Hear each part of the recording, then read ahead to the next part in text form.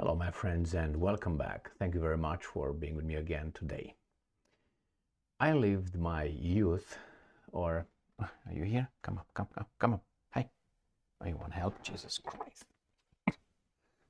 Big as a pig. You want help to get on the desk. Anyway, so I lived my teenage years under a communist system, and I don't know, was it my personality or whatever it was. I never liked injustice, or whatever I perceived as being unjust. I would call it out.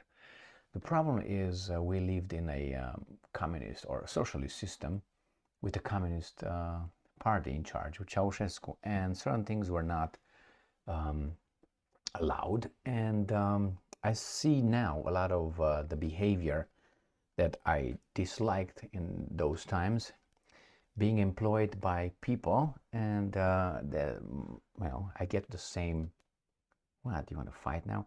Same thoughts. So when I hear someone saying something, reminds me of, like I have a flashback, reminds me of how certain people in those times were talking, how they were threatening, what kind of argument they were making, and how you were punished, and their way of it's licking his butt. So what I'm trying to say is, when I hear someone here, don't go that way. When I hear someone, we're not going to fight, are we? When I hear someone here talking in a certain way, now, you go again, right on the laptop. So when I hear people here talking in a certain way, using certain kind of terms, it reminds me of those totalitarian times. And when I hear a Ukrainian or a guy who lives in Ukraine using the same terms, again, is like, for me, it's obvious it's obvious to me how the guy thinks, what kind of worldview he's got. In this case, we have Umerov. Umerov is the Ukrainian defense minister. He's a Tatar, not Ukrainian. He's a Tatar, living in Ukraine, living in, how we want to call him. But it's always good to know who's who, what's what. Like, for instance, Zelensky is Jewish, for instance. Nothing wrong with that. I am by birth Romanian, living in the United States of America. So nothing wrong with that. But this country was not formed by Romanians. We know that, okay? There were a certain kind of stock who created this country. All right. So when we talk about the European colonizers, it's incorrect. They were the exact name of the colonizers we know. Romanians were not colonizers, not because probably they didn't like to be colonizer, but because they couldn't. They didn't have the muscle. So we know exactly the colonizing countries. So when they say here, we're the European colonizer, that's very insulting, offending. All right. So I want you to be kind and don't use that anymore. Use the exact name of the exact country that colonized. Right. So the same here. We should call things the way they are. I'm a Romanian born, living in the United States of America. I am an American. America is different than Ukraine, how Ukraine was formed, how Russia was formed, how the European countries. It's an anomaly, like it is Australia, Canada, New Zealand. These four countries were differently created, okay? Differently. They came from somewhere, they created a country over there, or at least, they brought people. It didn't happen like that. Like Australia brought people over there, left them over there, and so on. And with time, people immigrated over there and strived for a better life. So why did I start with this? I started with this because we have Umerov, this guy, in charge of the Ukrainian defense ministry. Before him, it was Reznikov. Reznikov is Jewish. Only Zaluzny is really, really full-fledged, if you want, Ukrainian. The other ones are anyway, very strange for Ukraine, isn't it? I know some Ukrainians very, very well, and I know how happy they are with this situation. Good or bad, I'm not going to discuss that here, but you got the idea. So Umerov comes and tells you being the Ukrainian diaspora, and tells the Ukrainian diaspora, I know where you are I know who you are, how many of you are over there. So when I'm going to have a mobilization, I know where to get you from. Now, these kind of things were used by the communists, by the Securitate. They will say, well, we know what you do. We know who you are. We know everything about you. Like FBI, they know, NSA. These guys know. If they want to know more than you know about yourself, they will. They will. If you're inconvenient enough for them, then they will know. If you're just, over there, let him talk. Not important yet. So here it is. Ukrinform, Ministry of Defense aware of number of Ukrainian men of conscription age abroad. That's a threat. If you don't think it's a threat, you don't understand, I think, the mentality. And I say I do because I lived through it. It means that I know everything, or no, but I'm 99.9% certain that that's a threat to the Ukrainians living abroad. And you should take it that way. So he says, I'm aware, and I'm going to continue reading the article, and you're going to see that more details will make my case. The Ministry of Defense of Ukraine. It doesn't mean that if you didn't live under a communist system, you don't understand this kind of mentality. That's not what I mean. Okay, now, it doesn't mean that if I lived through something, I'm the only one knowing it. No, I can live through something and understand shit. And maybe you didn't live through it and you understand everything. Got that? You're back in business.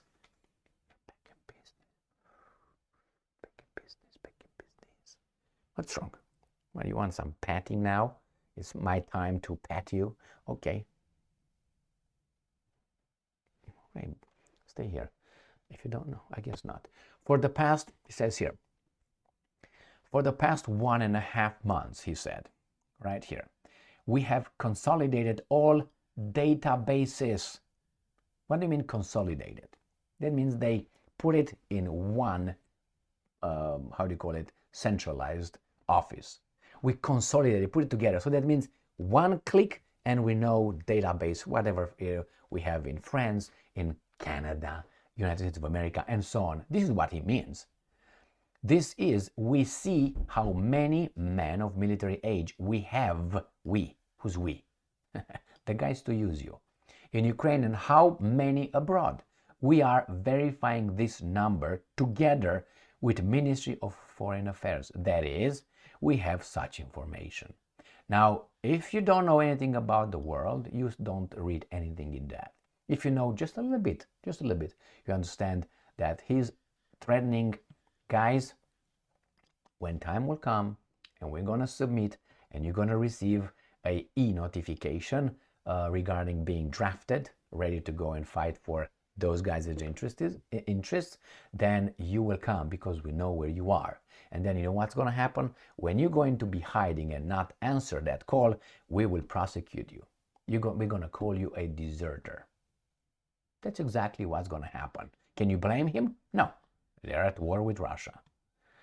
Asked to comment on reports of the search for ways to return men from abroad to fulfill their duty to defend the state, Umerov said, and I'm quoting, if we make a decision by category, we will send an invitation to everyone. From Russia to love, with love, right? He said this task was to do everything, quote unquote, possible and impossible within the legal framework and involve the necessary number of people to defend Ukraine. He also stressed that the number of those who want to serve the Ukrainian nation was then higher the number of those who want to avoid this. Good. So Umerov earlier said in an interview with the German media outlets that Ukraine would like all Ukrainian men of military age who are currently abroad to report to the recruitment centers of the Ukrainian armed forces. The Ukrainian Defense Ministry's press and information department clarified that Umerov had called on all Ukrainian citizens to join the Ukrainian army wherever they were. The issue of punishing those who are outside Ukraine is currently off the table. No, it's not. It's like I'm punching you and say, well, my intention was not to punch you, and you did. This is what's going on. When Umerov came and said this kind of things before, when a few days ago, when it was about the mobilization, the 500,000 people, he said that the Constitution is clear about that. So it's like I tell you, I'm not telling you, I'm not going to punish you for driving above speed limit, but the law says you will be punished. I'm not at this moment. That's what he says. Well, the Constitution is clear about this if you don't answer the call. No punishment. The issue of punishing those who are outside Ukraine is currently off the table. The key word also is, let me show you, the key word here is currently. That means that can change anytime he wishes. Now, I know this kind of mentality. When they say, maybe I will give you a story. What minute are we in? 11. I will tell you a little story. I don't know if you're still here or not. When I was in the high school, we had a director, a principal, and this principal was a snitch for the security. I know that. People around might not have known that. And this guy, at one point, something happened in there. Anyway, I and two more were accused of doing something that we didn't do. I tell you now, I'm a grown man. I can tell you I did it. It was not something illegal. Something that they said we pushed an old lady and something like this in high school. I didn't. If I did, I would tell you. I have no, why would you do? Don't like me? Well, what can I say? That's part of my life. No, I didn't do that. I wouldn't have done that anyway. So some weasels told him, or didn't, that the three of us did something to an old lady, pushed her or something like that.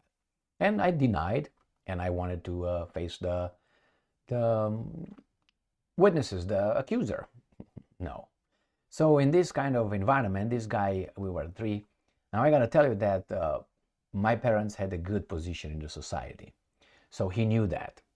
So he kind of was not as criminal, I'm exaggerating, with me as he was with the other two, because he went and he took a, you would call it a 2x4, but no, like a baseball bat. It was not a baseball bat. It was like a round, like this big, a meter long piece of wood.